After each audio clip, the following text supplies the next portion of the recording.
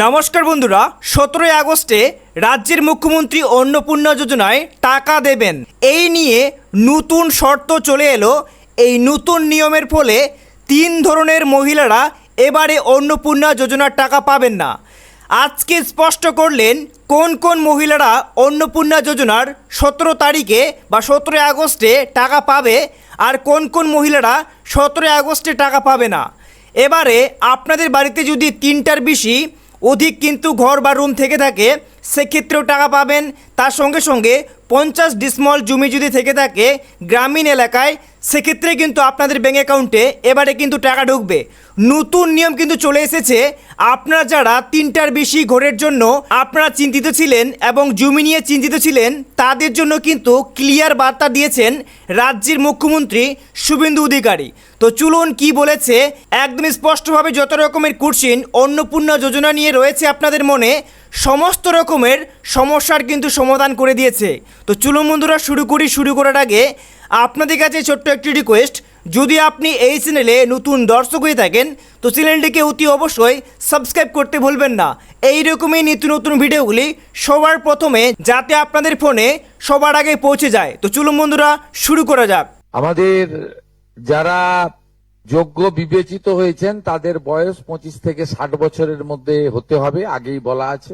কেন্দ্রীয় বা রাজ্য সরকার, কোন বিধিবদ্ধ সংস্থা, সরকারি আন্ডারটেকিং, পঞ্চায়েত, পৌরসভা, সরকার, সরকারি সাহায্যপ্রাপ্ত শিক্ষা প্রতিষ্ঠান অর্থাৎ শিক্ষক, শিক্ষাকর্মী স্থায়ী সরকারি চাকরিতে নিযুক্ত থাকেন বা পেনশনার্স আসবে না যেহেতু 60 ঊর্ধ্ব, এটা ইরেলিভেন্ট, এরা এই বেনিফিটের মধ্যে পড়ছেন না।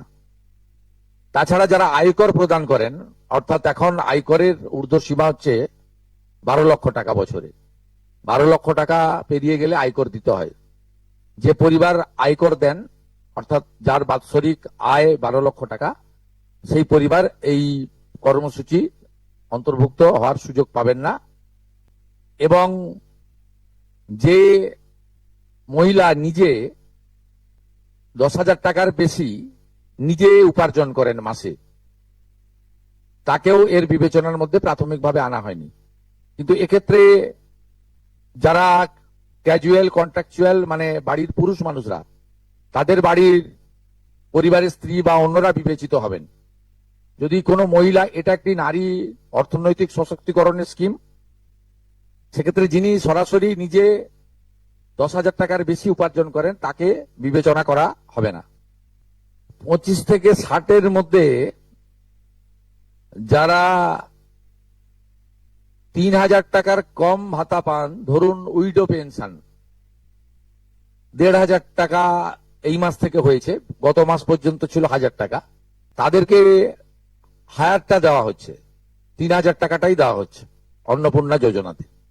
এই ধরনের যত স্কিম 25 থেকে 60 মহিলাদের রয়েছে, যারা 3,000 টাকার কম পান বিভিন্ন ভাতা, তাদেরকে 3,000 টাকার অন্নপূর্ণা যোজনার ভাতাটাই দেওয়া হচ্ছে।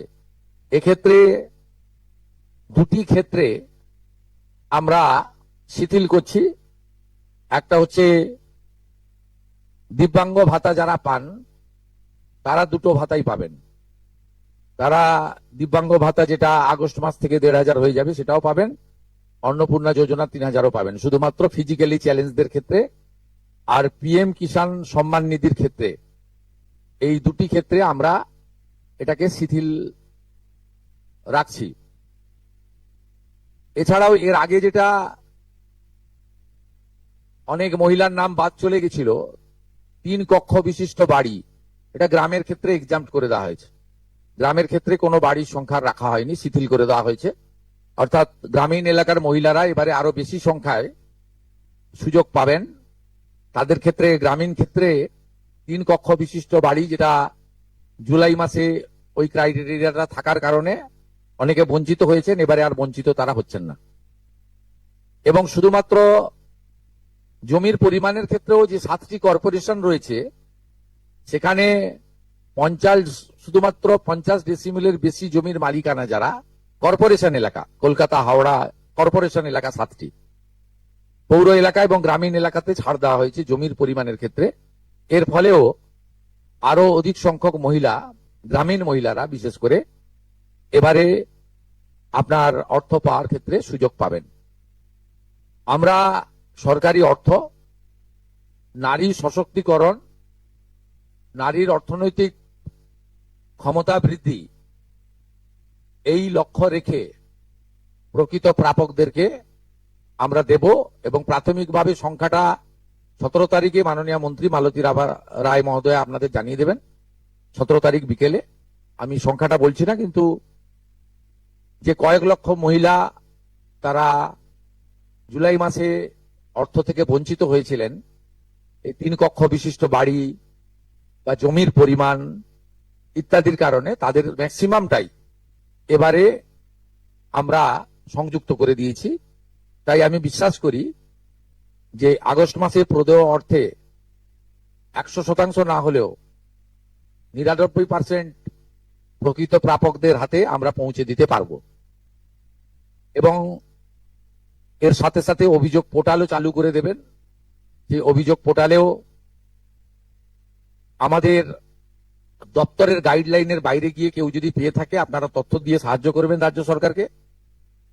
আর এই গাইডলাইনের মধ্যে থাকা কোনো দিদি বা বোন যদি বঞ্চিত হন, তিনিও আপনারা আবেদন করবেন এবং এটা কন্টিনিউয়াস প্রসেসের মধ্যে থাকবে।